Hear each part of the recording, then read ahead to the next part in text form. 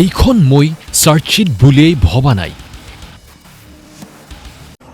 মানে আজি যিখন চাৰ্জশ্বীট দিছে মই সেইখনক জুবিনদাৰ মৃত্যুৰ চাৰ্জশ্বীট বুলিয়ে গণ্য কৰা নাই।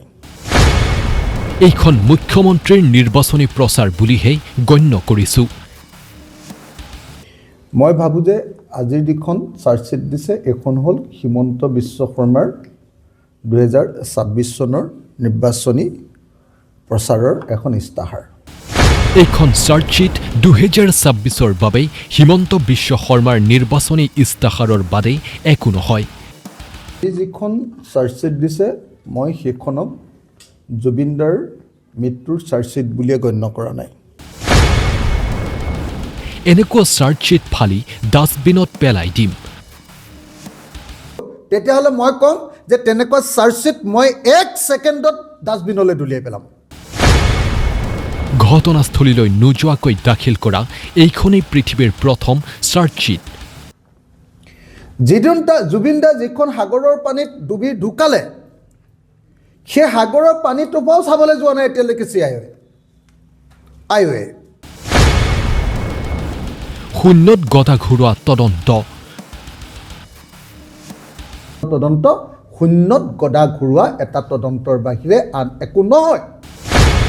জুবিন গাৰ্গ হত্যাৰ SITৰ চাৰ্জশ্বীটক লৈ প্ৰতিক্ৰিয়া অখিল গগৈৰ।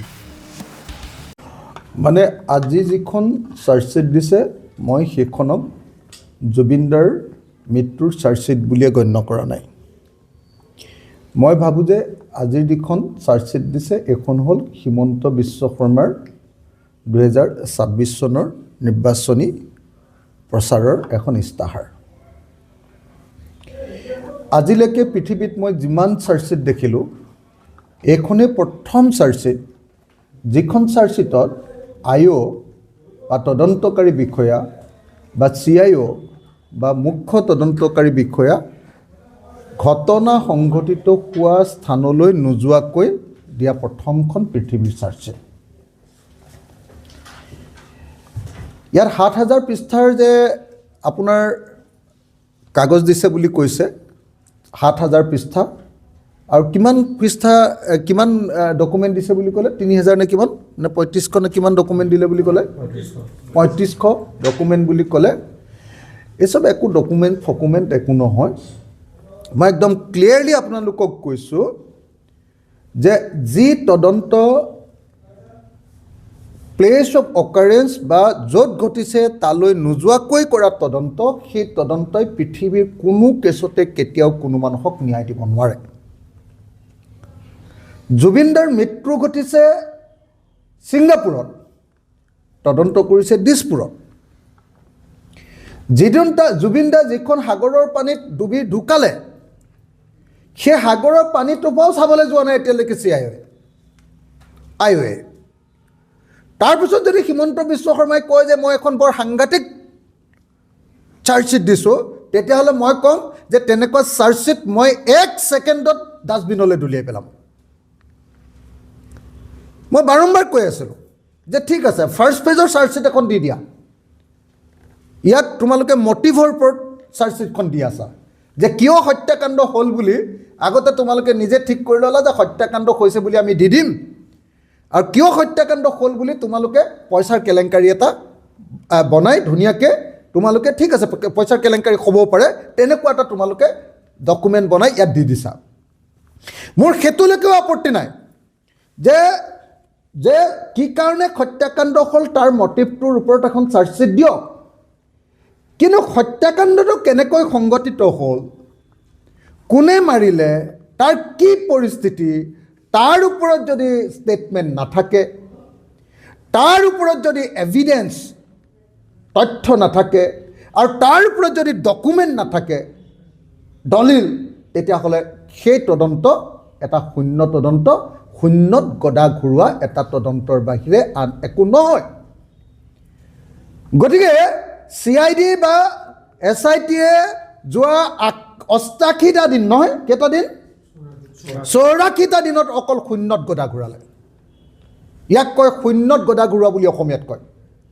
শূন্যত গদা ঘূৰালে একবাৰৰ কাৰণেও তেওঁলোকে প্লেচ অফ অকাৰেঞ্চ বা য'ত ঘটনা ঘটিছে তাত গৈ তদন্ত কৰিবৰ কাৰণে কোনো ব্যৱস্থা নল'লে।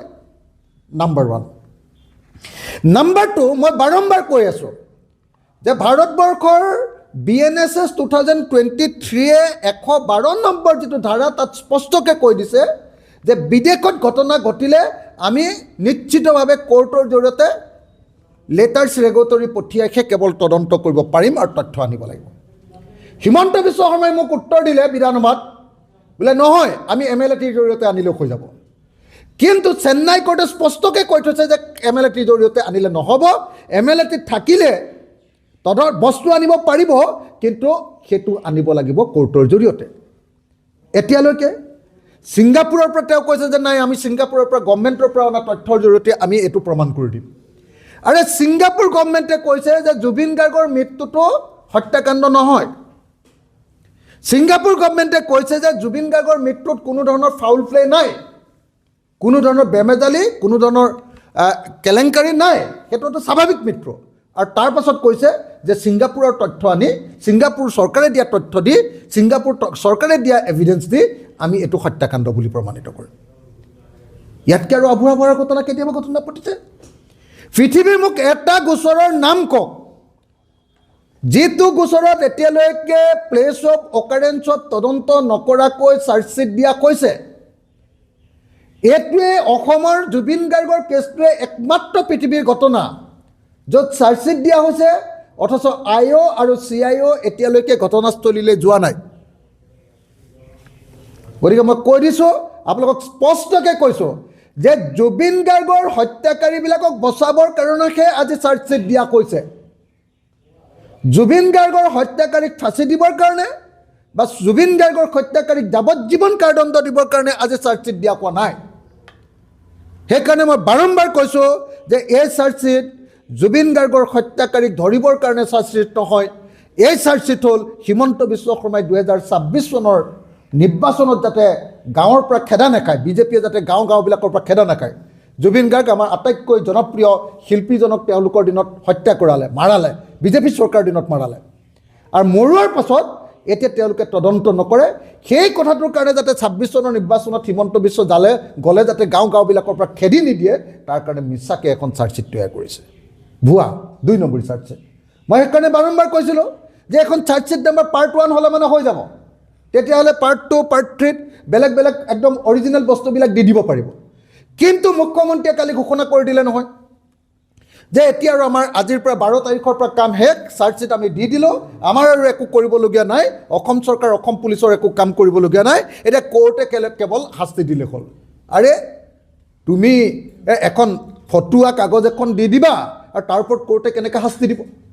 তুমি 2 নম্বৰী এটা ডকুমেণ্ট দি দিবা, তাৰপিছত কোৰ্টে কেনেকৈ শাস্তি দিব? তাৰপিছত কোৰ্টক ন্যায় দিব বুলি কোৱাটো আৰু ৱালত মাথা মাৰি দিয়াটো একেটাই কাহিনী। মোক ন্যায় লাগে বুলি মই যদি ৱালত মাথা মাৰি দিওঁ, অথচ ন্যায়ৰ কাৰণে মই কোনো কাম কৰা নাই, কিবা কাম আছে নেকি কওক? গতিকে হিমন্ত বিশ্ব শৰ্মা হ'ল তেনেকুৱা ধৰণৰ এজন মুখ্যমন্ত্ৰী যিজনে জুবিন গাৰ্গৰ মৃত্যুটোক লৈ গোটেই জীৱনত খেলা কৰিছে, ৰাজনীতি কৰিছে। আজিৰ সেইকাৰণে যিখন চাৰ্জশ্বিট দিছে, এই চাৰ্জশ্বিটখনৰ ওপৰত অসমৰ মানুহে কোনেও বিশ্বাস কৰিব নালাগে। এইখন হ'ল হিমন্ত বিশ্ব শৰ্মাৰ 2026 নিৰ্বাচনৰ এখন ইস্তাহাৰ। এইখনত 26ত যাতে খেদা নাখায় গাঁৱৰ পৰা, যেনেকৈ কা আন্দোলনৰ সময়ত খেদা খাব খুজিছিলে, ঠিক তেনেকৈ এই জুবিন গাৰ্গৰ মৃত্যুৰ কাৰণে যাতে খেদা নাখায় তাৰ কাৰণে বনোৱা এখন কি ক'ব মিথ বা কল্পকাহিনী বা সাধু কথাৰ এখন কাহিনী হ'ল আজি দিয়াৰ চাৰ্জশ্বিটখন।